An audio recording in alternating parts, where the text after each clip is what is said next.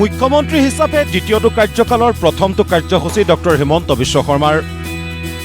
অসমৰ প্ৰথমগৰাকী মুখ্যমন্ত্ৰী ভাৰত ৰত্ন গোপীনাথ বৰদলৈৰ প্ৰতিমূৰ্তিত সেৱা জনালে মুখ্যমন্ত্ৰী আৰু 4 নতুন মন্ত্ৰীয়ে। মহানগৰীৰ নৱগ্ৰহত থকা গোপীনাথ বৰদলৈৰ প্ৰতিমূৰ্তিত সেৱা জনাবৰ বাবে বুধবাৰে পুৱাই উপস্থিত হৈ গৈ মুখ্যমন্ত্ৰী আৰু অন্যান্যসকল। লোকপ্ৰিয়ৰ প্ৰতিমূৰ্তিত শ্ৰদ্ধাঞ্জলি জনাই মুখ্যমন্ত্ৰীয়ে ক'লে, অসমৰ সুৰক্ষা আৰু বিকাশৰ কাৰণে ভাৰত ৰত্ন লোকপ্ৰিয় গোপীনাথ বৰদলৈ ডাঙৰীয়াই জীৱনজুৰি সাধনা কৰিছিল, সাগৰ সমান বৰঙণি আগবঢ়াইছিল। ভাৰতীয় জনতা পাৰ্টীৰ চৰকাৰখনৰো লক্ষ্য হৈছে সুৰক্ষা আৰু বিকাশ।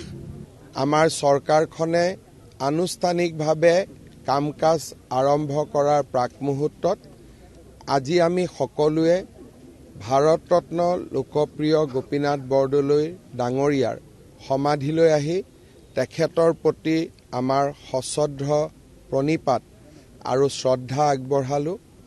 আমি তেখেতৰ পৰা আশীৰ্বাদ বিচাৰিছোঁ যে তেখেত য'তেই আছে তাৰ পৰা আমাক আশীৰ্বাদ দিয়ক, যাতে অসমৰ সুৰক্ষা আৰু অসমৰ বিকাশৰ বাবে আমি কাম কৰি যাব পাৰোঁ।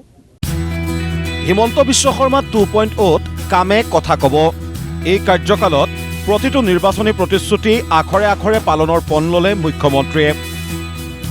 কামে কথা ক'ব, কথাৰেতো একো লাভ নহ'ব, গতিকে কামে কথাবোৰ কৈ যাব। আমাৰ নিৰ্বাচনী ঘোষণা পত্ৰ আমি হাতে কামে ৰূপায়ণ কৰাৰ ক্ষেত্ৰত আমি প্ৰতিশ্ৰুতিবদ্ধ। চাওক, আজি মই এটাই কথা কৈছোঁ যে কামে কথা কৈ যাব আৰু কথাৰে একোটো নহ'ব। অসম, অসমীয়া আৰু ভাৰতীয় এই অসমৰ 4 সীমাৰ ভিতৰত যাতে আমি সদায় সুৰক্ষিত হৈ থাকিব পাৰোঁ আৰু বিকাশৰ গংগা নমাই আনিব পাৰোঁ, সেয়ে হৈছে আমাৰ দায়িত্ব। আৰু আমাৰ কাম কাজত ইয়াৰ প্ৰতিবিম্ব বা ইয়াৰ প্ৰতিফলন আপোনালোকে দেখা পাই থাকিব। মঙলবাৰে হৈ যোৱা শপত গ্ৰহণ অনুষ্ঠানক লৈও মুখ্যমন্ত্ৰীৰ মন্তব্য।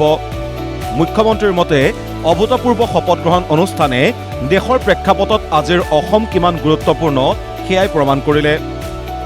যোৱাকালি শপত গ্ৰহণ অনুষ্ঠানত NDA আৰু NDAৰ বাহিৰৰো মুখ্যমন্ত্ৰী সকলে বা NDAৰ বাহিৰৰ ৰাজনৈতিক দলেও যোৱাকালি আমাৰ শপত গ্ৰহণ অনুষ্ঠানত অংশগ্ৰহণ কৰিছিল।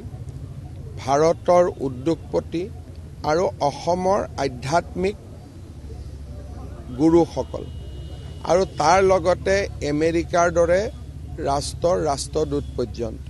শপত গ্ৰহণ অনুষ্ঠানটোৱে আজি ভাৰতৰ ৰাজনৈতিক প্ৰেক্ষাপটত অসমৰ স্থান ক'ত তাক সমগ্ৰ দেশবাসীৰ সন্মুখত পৰিচয় কৰাই দিছিলে। কেতিয়া হ'ব মন্ত্ৰীসভাৰ সম্প্ৰসাৰণ? সকলোৰে মুখে মুখে এই প্ৰশ্ন। উত্তৰত ক'লে হিমন্ত বিশ্ব শৰ্মাই, অহা 21 তাৰিখৰ পৰা অসম বিধানসভাৰ অধিৱেশন অনুষ্ঠিত হ'ব। বিধায়কসকলে শপত গ্ৰহণ কৰিব আৰু আজি আমি কেবিনেটত বিধানসভা কেইদিন চলিব, কি কাৰ্যসূচী হ'ব, গোটেইখিনি ঠিক কৰিম আৰু মন্ত্ৰীসভাৰ সম্প্ৰসাৰণ আদি বিষয়বোৰ আমি বিধানসভাৰ ঠিক পিছত হাতত ল'ম। অসমৰ প্ৰথমগৰাকী মুখ্যমন্ত্ৰীৰ প্ৰতিমূৰ্তিত শ্ৰদ্ধা নিবেদনেৰে ডক্টৰ হিমন্ত বিশ্ব শৰ্মাৰ দ্বিতীয়টো কাৰ্যকাল আৰম্ভ। মুখ্যমন্ত্ৰীৰ মতে অসম আৰু অসমীয়াৰ সুৰক্ষা আৰু বিকাশেই হ'ব তেখেতৰ দ্বিতীয় কাৰ্যকালৰ মূল মন্ত্ৰ, য'ত কামেহে কথা ক'ব। এতিয়া সুফল প্ৰাপ্তিলৈহে অপেক্ষা। ব্যুৰ' ৰিপৰ্ট, প্ৰতিদিন টাইম।